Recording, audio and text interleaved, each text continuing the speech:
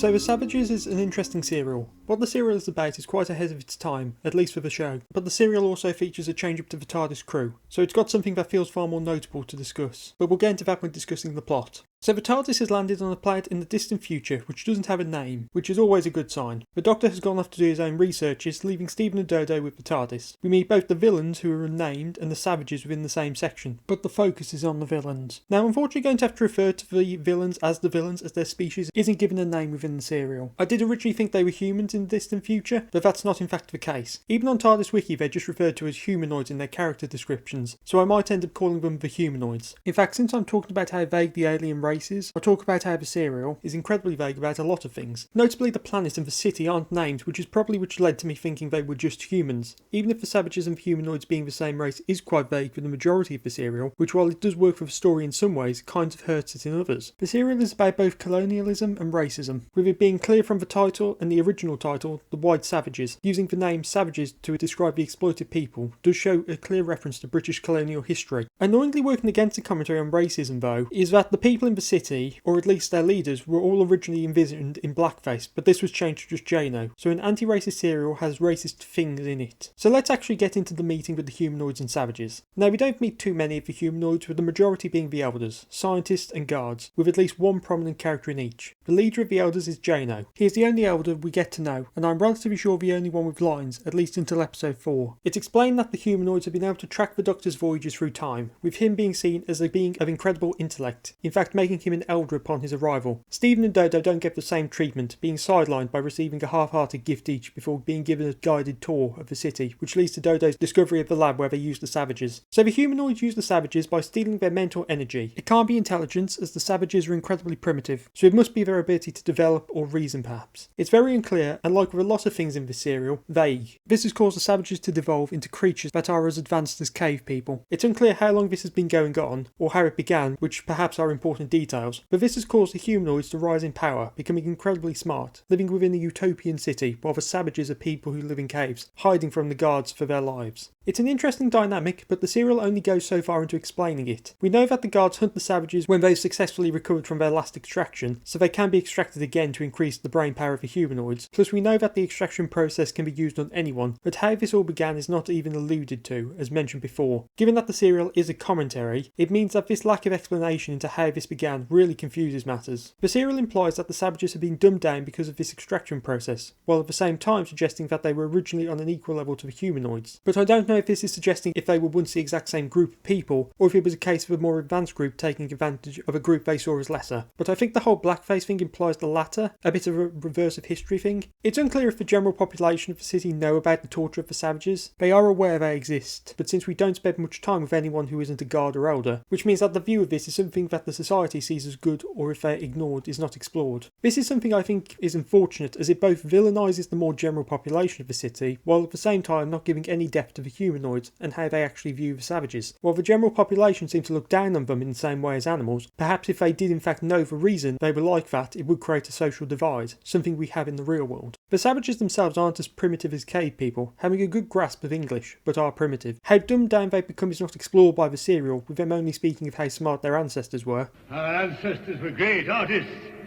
As time passes, we are less able to do such things. Most of our talents are being taken from us. Only our faith remains, and that they will never take. Look out, the patrol is coming!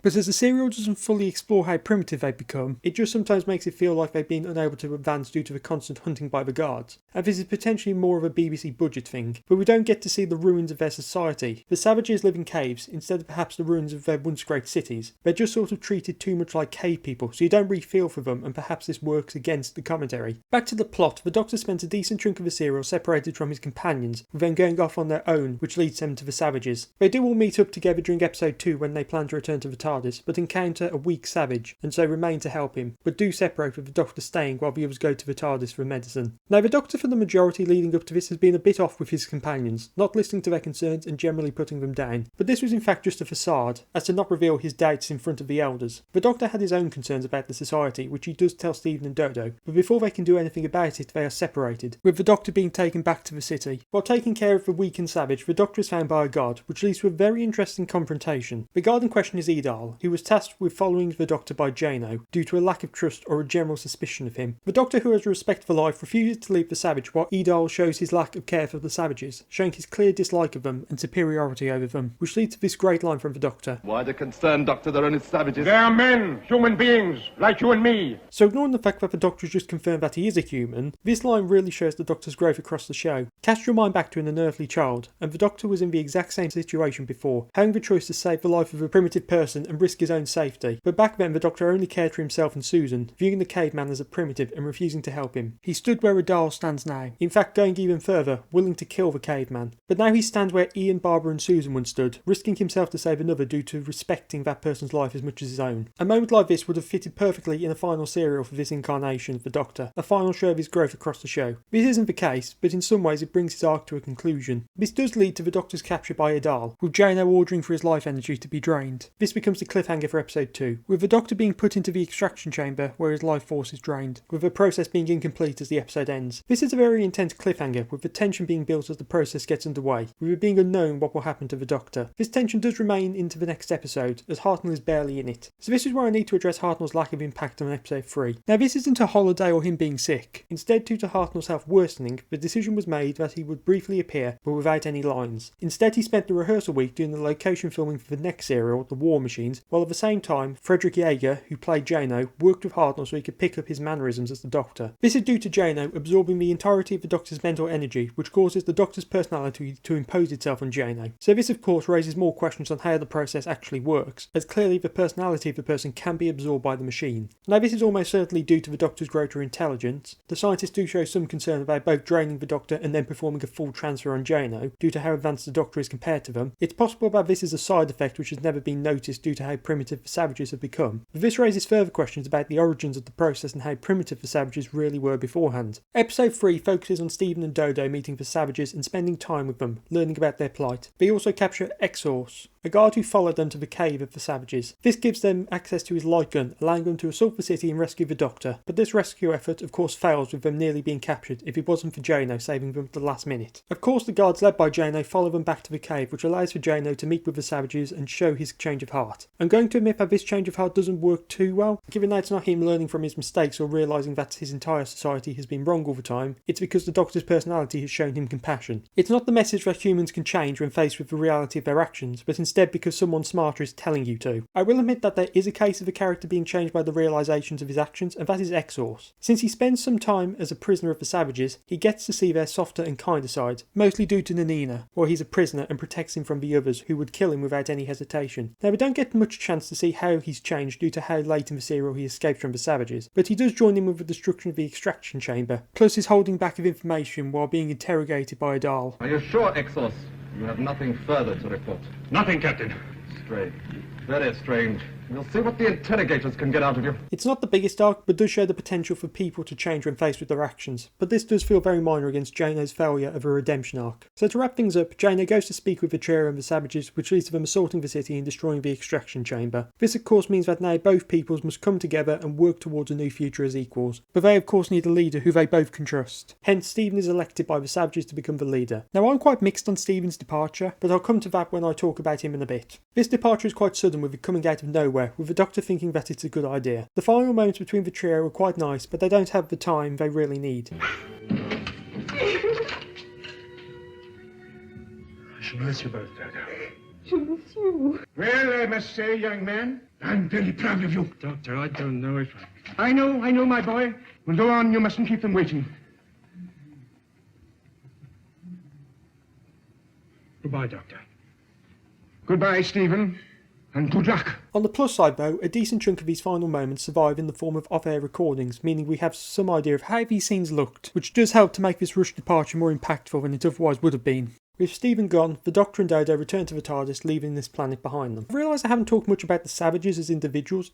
and that's because I don't really remember much about them. Without checking, I can't remember any of their names, with me remembering the leader, Charles, as just Ewan Solon, the actor who played him. Admittedly, this does go for every other character other than Jano. I do tend to view the Savages more as a group than as their own characters, which does somewhat go for the humanoids too, given that outside the few which are given importance, they're very undefined. This doesn't work against the serial or its message too badly, but not having any of them feeling notable enough does lessen my interest in them as individuals. Plus, like with the vagueness of how the extraction chamber actually works in its origins, you have to wonder why the Savages never attempted to escape from the reach of the humanoids by moving further from the city. Given that the humanoids never go outside with the exception of their guards, means that it would be extremely easy for the Savages to escape from them, which would cripple their society. Now this is probably nitpicking, but given that the people of the city don't send out entire invasion forces to hunt the Savages down, they send like 2 guards at a time, who easily manage to find the Savages. In the way this creates problems with the commentary. Since the humanoids aren't an invading force, they never leave their city, so the Savages escaping seems like it'd be incredibly easy for them, with the humanoids probably not being able to gather a large enough force to pursue them. It does weaken the humanoids as they don't feel like an overwhelming force, since most of the time there's like 2 guards outside while there's dozens of Savages. And yes, I know they have the light guns, but those things are terrible against large groups. Or perhaps maybe I'm just thinking too highly of the Savages. So Stephen's departure.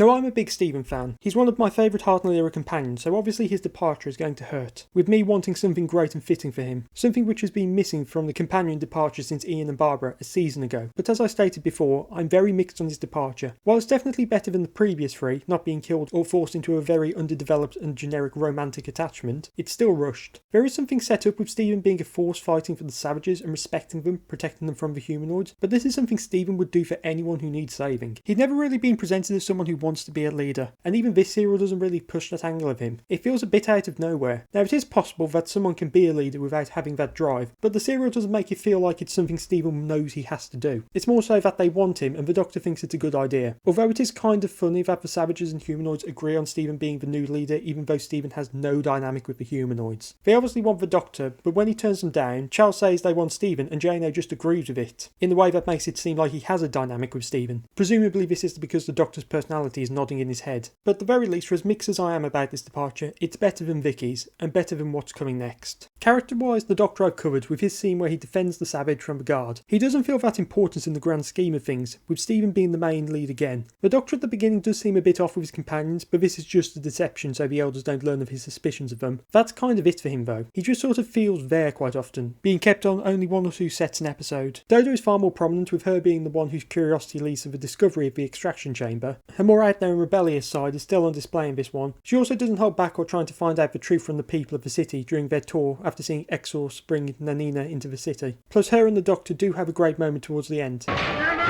right here! There's something very satisfying! It's destroying something that's evil, don't you think? Yes!